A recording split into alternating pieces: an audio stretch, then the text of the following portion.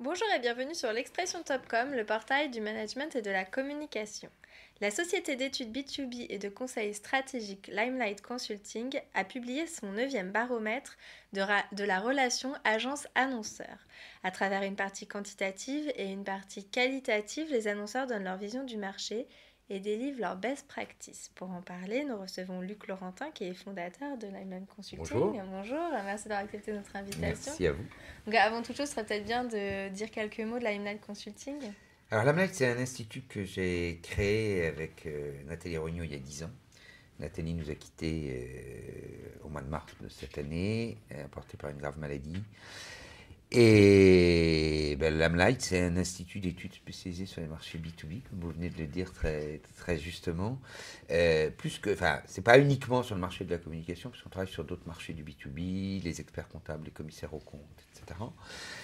Notre mission, c'est d'essayer d'aider à comprendre quelles sont les grandes évolutions dans un monde qui bouge en temps réel, quand même, et comment est-ce que les entreprises doivent s'adapter dans ce contexte. Or, une agence, c'est avant tout une entreprise. Un cabinet d'experts comptables ou un réseau cabinets d'experts comptables, c'est une entreprise. Donc, il y a plein de choses qui arrivent. La mondialisation, c'est pas un leurre. Ça fait un moment qu'on le dit. On est en plein dedans. Et à ça se rajoute le fait qu'il y ait des crises successives. Donc, cette année, on a effectivement, pour se recentrer sur le cœur de sujet qui sont les métiers des agences au service des annonceurs, on a interviewé d'abord en Cali plus de 25 annonceurs de grandes entreprises, au niveau de présidents, directeurs généraux, grands DIRCOM. Là, encore une fois, l'idée est d'aller chercher, enfin l'objet d'ailleurs, est d'aller chercher comment est-ce qu'ils voient l'évolution de ce métier par rapport à leurs enjeux d'entreprise. On part toujours des enjeux d'entreprise. Je crois que je vous l'avais dit parce qu'on s'était vu une fois, on a aussi une étude auprès des présidents du CAC 40, des grandes entreprises françaises. Et on a le même principe sur cette étude. C'est-à-dire que nous, notre vision, c'est de dire, finalement, les choses n'existent que parce que les entreprises ont des enjeux. Et il faut comprendre quels sont leurs enjeux et comment elles évoluent. La communication est au service de ces enjeux.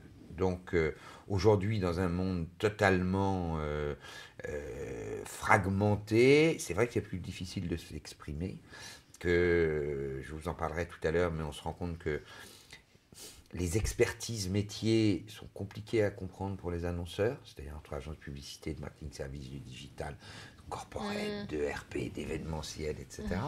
Donc voilà, l'idée c'est finalement à quoi tout ça, ça leur sert. Et on valide avec un quanti. Alors juste, on a passé un accord, une joint venture avec Opinionway.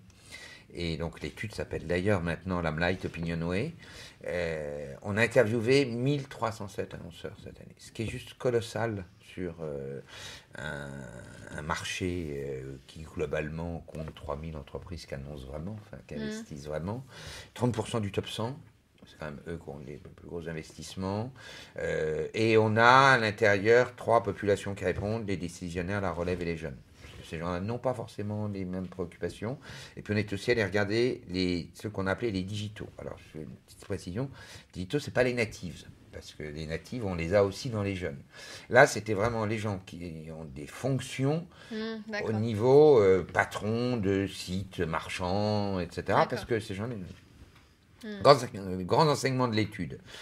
Il y a il y a une clé d'entrée d'abord, qui est que les entreprises, aujourd'hui, elles ont 2 préoccupations majeures qui sont, il faut faire le résultat d'exploitation et il faut avoir des marques fortes, marque entreprise ou marque fille. Pourquoi? Parce que on est sorti d'une logique où les marques étaient émettrices, la logique souveraine. Tous les Cap Ferret, etc., ont énoncé ça pendant des années et des années. La marque souveraine, les agences de communication étaient au service de cette marque souveraine pour magnifier les messages. Puis le digital est arrivé, il s'est mis au centre de tout et tout a explosé à ce niveau-là. Donc il a fallu tout revoir. Et ça, les annonceurs, ils l'ont bien compris. Sauf que s'ils ont bien compris la logique, le digital, ça reste complexe. Ça reste, parce qu'on a fait un gros focus sur le digital. Le niveau de maturité, ils le disent eux-mêmes, leur niveau de maturité propre est pas énorme en termes de connaissances et de compétences digitales. C'est-à-dire que globalement, vous en avez 30% qui se disent plutôt au fait de ce qui se passe. Très modestement, mes annonceurs sont souvent modestes. Une petite 12% qui dit ouais, moi je suis vraiment un peu expert. Et puis tout le reste, c'est-à-dire qui dit ben, je suis moyen ou pas bon. Bon. Quand on regarde sur le top 100, ils sont un petit peu en avance. Et phénomène très très important, les patrons sont en train de s'y mettre. Alors c'est vrai que vous avez des grands cabinets d'accompagnement de patrons comme Image 7 d'Admeo qui ont créé des départements pour ça. C'est-à-dire qu'ils sont en train de former les COMEX et tout. Et même nous, on a développé une offre à ce niveau-là avec des spécialistes du digital parce qu'on pense que c'est fondamental. C'est-à-dire que le jour où les patrons vont avoir compris et vont parce que c'est un problème de compréhension, c'est-à-dire c'est pourquoi on en est arrivé là. Enfin, juste les grands patrons, ils vont pas rentrer dans la technique de comment ça marche, machin, ça. C'est comment on en est arrivé là, qu'est-ce qu'il faut utiliser, pourquoi, en termes de grands enjeux. Donc ça, c'est un point très important de l'étude. On voit des avancées sur globalement le mobile, hein, qui est en train de pointer très fort. Et quand on pense mobile, on pense application. On voit le côté très business du digital qui ressort, c'est-à-dire que vous avez des entreprises qui disent, ben voilà, pour nous, c'est une alternative pour nous désenclaver. On est vendu dans des secteurs, dans des distributeurs, mais sélectifs, pardonnez-moi. On est vendu dans du sélectif et finalement on peut s'ouvrir plus. Et puis on peut renouer la relation avec nos acheteurs et on peut faire de la co-création. On peut faire, enfin, on a beaucoup parlé de marque conversationnelle. C'est pas, c'est pas un 20 mots. Ils ont compris qu'il fallait y aller, mais c'est très compliqué, c'est très lourd. Ils nous le disent tous. La marque doit avancer à marche forcée. Et ça, une vraie révolution qui est en train de se passer. Au-delà de ça, globalement, c'est ce que je disais tout à l'heure, tout est dans tout. C'est-à-dire que les agences ont un vrai boulot de marketing de l'offre à faire. Parce que les gens ne savent plus trop qui fait quoi, comment, etc. Il y a des vraies luttes de pouvoir. Dans les luttes de pouvoir qu'on rencontre, il y a celle entre les marketing services et les digital. Qui va remporter la bagarre de la relation client, quelque part, où ça va se situer, comment est-ce que la publicité va sortir de son côté purement cornérisé, j'ai envie de dire, agence créative, d'ailleurs on les appelle agences créatives aujourd'hui. Enfin, voilà, il y a des gros enjeux, il y a de nouveaux acteurs qui arrivent, vous avez des gens qui viennent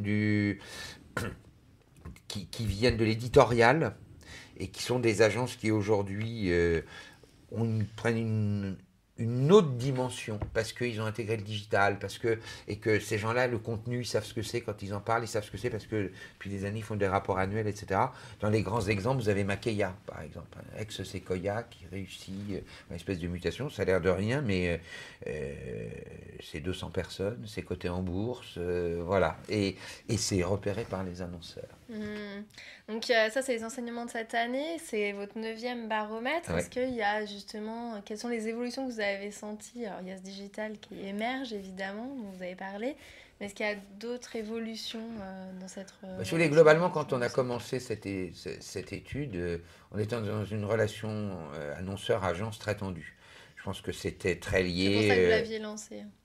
Non, c'est le hasard qui a fait... Non, moi j'ai toujours été... Moi j'ai lancé Limelight parce que j'ai toujours été convaincu qu'une agence c'était une marque et qu'elle devait travailler comme une marque et se comporter comme une marque.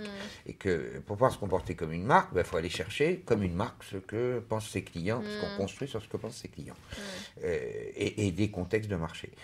Mais non, il s'est avéré qu'on a fait un quali pour comprendre et que ce quali a montré que les relations étaient difficiles. Je pense que c'était très issu de la loi Sapin, c'est-à-dire, j'appelle ça la longue traîne de la loi Sapin, issu d'un marché qui commençait à bouger, à être en mouvement. Aujourd'hui, on est complètement sorti de ça. C'est pas... Les annonceurs, ils ont absolument besoin des agences. Pour décoder, pour comprendre. Seule chose, les annonceurs disent, attention, vous n'avez pas suffisamment fait votre révolution culturelle, et globalement, les agences le savent. Alors, je ne parle pas des grands groupes comme Publicis qui ont autre chose, le groupe mondial qui a investi dans tous les sens, etc. Mais globalement, il y a une image qui traînouille ce serait bien que vous nous envoyiez des signes de modernité sur votre compréhension, la façon de travailler. On fonctionne avec des vieux schémas, quoi. Et ce qui est bizarre parce que c'est vrai que ce monde doit avoir un temps d'avance, puisque c'est eux qui sont là pour comprendre les tendances, etc. Donc voilà, on a l'évolution, en gros, les enjeux sont totalement différents. Là où les métiers étaient très séparés, ils sont complètement fusionnés. Euh, la communication, je ne sais pas quel mot il faut employer d'ailleurs. Moi, j'aurais assez envie qu'on défende l'idée que publicité, originellement, veut dire rendre public dans la cité, et qu'on reparle de publicité. Mais en lui donnant un sens qui ne soit pas le sens publicitaire uniquement créatif. Parce que communication, c'est trop vague. Parce que quand vous parlez avec les politiques, on vient de faire une étude sur auprès des parlementaires, la communication, c'est pour eux la communication d'influence. Voilà, et c'est pas du tout la communication publicitaire. Donc, enfin, je pourrais parler des heures là-dessus. Mais donc les annonceurs, ils ont besoin des agences. La relation, elle est plutôt bonne aujourd'hui. Ils ont confiance dans leurs agences. Je pense qu'il faut que les agences fassent un pas vers eux. Il va falloir travailler de manière plus moderne, un peu à la Microsoft ou à la Apple. Enfin, voilà. Il faut des marques très fortes sur ce métier. Il y a une espèce de fantasme aussi, qui est une nouveauté, qui était l'agence aux 30 collaborateurs. C'est-à-dire qu'on va dans les grands groupes parce que big is safe, mais on rêve de l'agence aux 30 collaborateurs qui va être plus proche de moi, plus mobile. Puis on voit d'ailleurs, nous, plein de petites agences émerger avec des nouveaux modèles. Alors je ne parle pas du phénomène Fred et Farid, qui est juste un vrai phénomène, mais parce que ces gens-là ont apporté des choses nouvelles.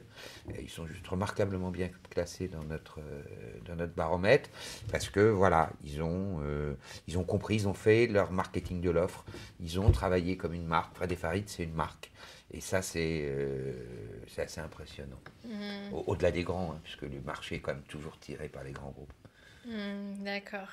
Est-ce que au-delà de ce baromètre, il y a des nouveautés Ah oui, il y en a au plein. sein D'abord, des on accompagne agences? beaucoup d'agences dans cette mutation. On travaille, alors je ne vais pas citer de nom parce que c'est un peu confidentiel. Enfin, ceci dit, il y en a qui l'ont dit dans la presse. Donc voilà.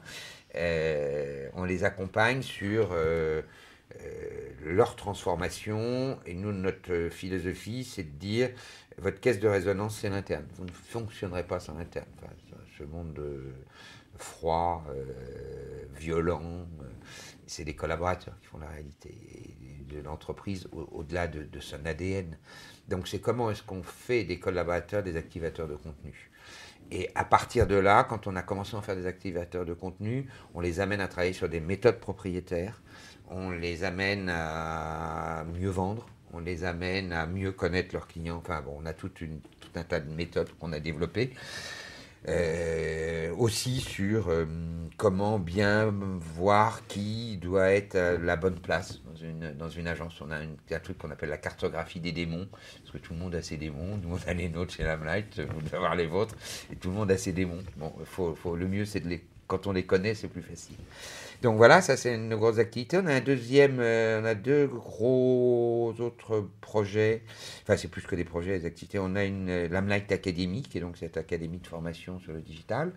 Et puis là, on a créé un collectif auquel on a fait bosser plein de patrons d'agences digitales et on va lancer une cartographie du web.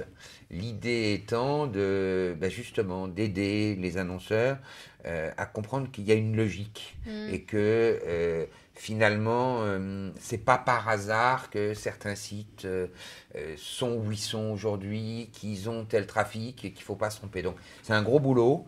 Je remercie tous les partenaires annonceurs et agences qui ont travaillé là-dessus. Donc, il y a la liste sur notre site. Justement. C'est ce que j'allais dire, j'imagine que toute cette actualité, on peut la retrouver sur vos titres. Ce Absolument. serait peut-être bien de rappeler l'adresse. Donc, lamlight-consulting.com. Voilà, donc j'invite donc les internautes à s'y rendre. Je vous remercie d'avoir répondu Merci à mes vous. questions. Au revoir. À bientôt.